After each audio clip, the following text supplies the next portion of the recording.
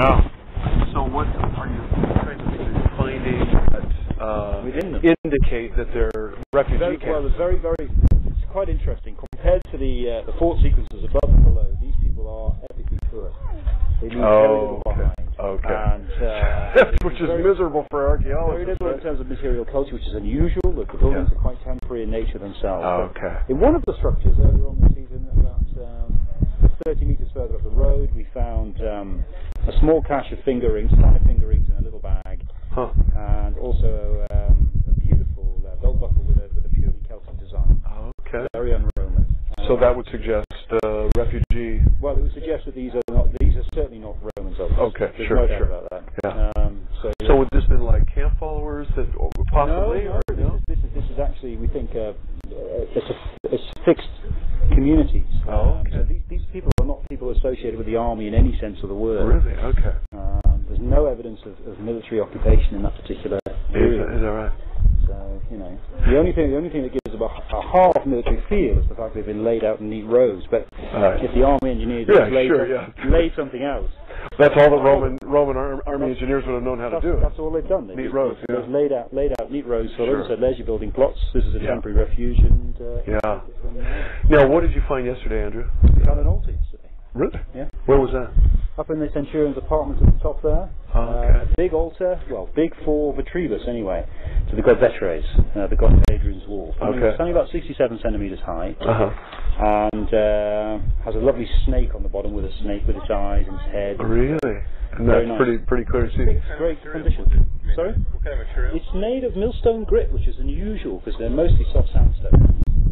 But this particular stone is millstone grit. Sorry guys, can you just step back a little bit for me? Fiona back there. Yep. It gets a bit uneven on here. Everybody to chip into the front. Sure. Yeah. We'll have to give you a wheelbarrow. Was there any inscription? Yeah. That'd be fine. There's a big M on the front of it, but no carved inscriptions. It's it's one of those stones which is sort of very artistic, lots of decoration, lots of design on it, but no formal inscription. You do occasionally get them. But, it's annoying. I don't prefer the inscription. Yeah. Inconsiderate of them.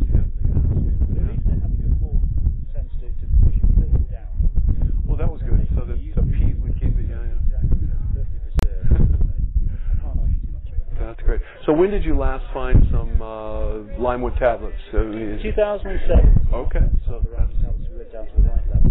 We've got about 17 or 18 tablets, mixture between the ink tablets and the stylus tablets. Okay. We were working with the M9 system beneath the big buildings. Okay.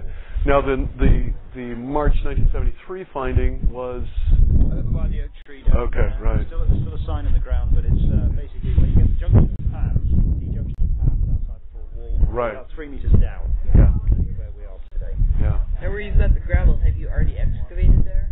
Or? Yes, we'd excavated those buildings in 2008. And so you put the gravel over. Put the gravel over so people can get in and walk around the building. Sure. You've already done as much as you're going to do there. Done as much as we're going to do for the moment. Somebody may come back and decide, right, we want to drop that another 5 meters. Because you might find another layer of. I'll have to take my gravel out and get on with it. Yeah, but you probably left records of exactly how deep your gravel was. Sure. Well, the excavation is exactly how far we've got, what sections we put through, and then occasionally, now 100 years later, some archaeologists come back to those buried trenches and reopen them up. Yeah. Just to double check the stratigraphy or to answer new questions, which people are asking of certain excavations. So right, or new research has indicated that there's another layer. Yeah. It's not completely uncommon, particularly on Hadrian's Wall, for this to happen occasionally. Right. So in this dig here, you're not finding Roman short sword hilt, anything like that. Well, we get bits of armor, right. The majority of most exciting findings we got was actually in July last year. 4th room up, and you'll see this in the museum. Okay. We found a murder victim buried under the floor. That's not the first one though, is it? Well, we've got a bodiless Roman from this land because somebody was killed in combat. The other murder victim for Hadrian's Wall comes from Houston. That's right. That's what I was thinking of. Yeah. A couple, a man and a woman, knifed in the back and buried under the floor of the. So you found a murder victim right fourth room up, buried in a shallow grave in the corner of the room. Unfortunately, it was a child. Really? 10 or 11-year-old. Oh my goodness. Horrible. Possibly a slave. Yeah, sure. Was there any indication of weapon with the remains? The head's been bashed in pretty badly. Looks like the hands and feet have been bound. Oh, horrible. And no evidence of clothing or any adornment, which again would perhaps suggest a poorer background. Yeah. All we can tell for sure is that this is a very young individual. It's somebody who was brought up either in the Mediterranean basin or southern France. At the age of 7, emigrated or moved towards the UK.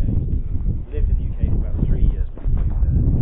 That's a lot of specifics to be able to derive from the remains. You get from the teeth, and mostly lead and oxygen isotope analysis, where you can see where people have been drinking their water. Sure, right, yeah. This gives us good background information about how many years, almost like tree ring growth, how many years have they been drinking water in a particular landscape. Wow. And that's how you can date the age of the individual. That's how, well, that helps, but the teeth help enormously, but mainly it's the usual certain bones, and of course the size of the skeleton. Sure, right. Oh, that's got to be, that's got to hit you in the gut kind of too when you find something like that. It's a tough one. Yeah. It's a remarkable find, but not one that's particularly pleasant. No. There's a whole variety of things going on. Sure. The one thing they can't do is hide anything from you if they've left it behind. Yeah, that's right. Yeah. Because we take everything. That's right. That's right. Yeah. Yeah. Forensics from afar. Yeah. So how deep are you gonna go from here? Yeah, we'll probably go down another meter or so underneath where the water's cooling, and we'll push this trench all the way back up to the top.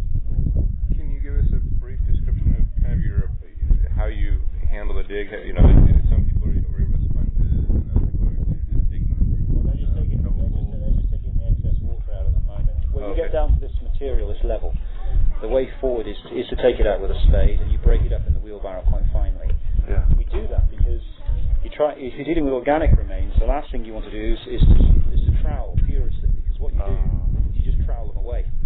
Right. And if it's very soft wood or even leather, you can take the top off it, because your hand and eye coordination is such that if you, in repetitive motion, you just do this, you'll see it, but you see it just as you do that. Yeah. Too late. Yeah. So we take the soil out in chunks, if we can, square as we can, break it apart by hand. This is the best way to do it in recovery. Yeah. And of course, when we get to certain levels, we get the trials back out, but it's. So you've got a wood beam here of some sort, so then when you encounter something like that, then you kind of work around it. Again, that was exposed by spade. We take the material around about it. We don't sort of.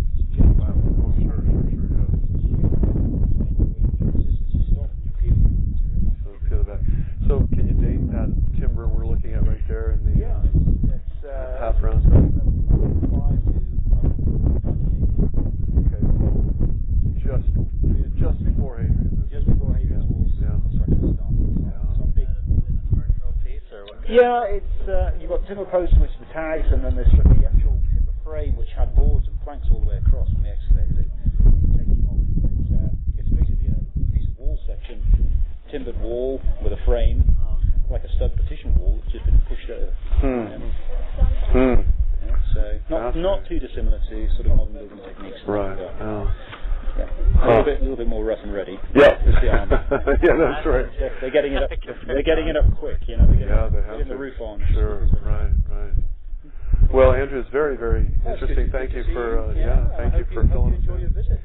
We will. As I say, you'll see a big difference when you get down to the museum. I'm looking forward to it. Yeah. Great. Thanks so much. Appreciate it. Enjoy the rest of the day. Thank you so much.